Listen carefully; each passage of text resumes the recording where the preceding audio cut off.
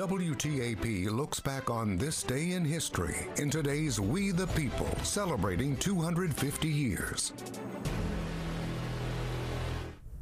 In Boston Harbor, a group of Massachusetts colonists disguised as Mohawk Indians boarded 3 tea ships and dumped 342 chests of tea into the harbor. The midnight raid, popularly known as the Boston Tea Party, was in protest of the British Parliament's Tea Act of 1773, a bill designed to save the faltering East India Company by greatly lowering its tea tax and granting it a virtual monopoly on the American tea trade. The British tea dumped in the Boston Harbor on the night of December 16, 1773, was worth nearly $2 million in today's money. A moment to reflect, a time to remember. Join WTAP in celebrating We the People. Watch This Day in History every day on WTAP News at 6, proudly sponsored by WVU Medicine Camden Clark.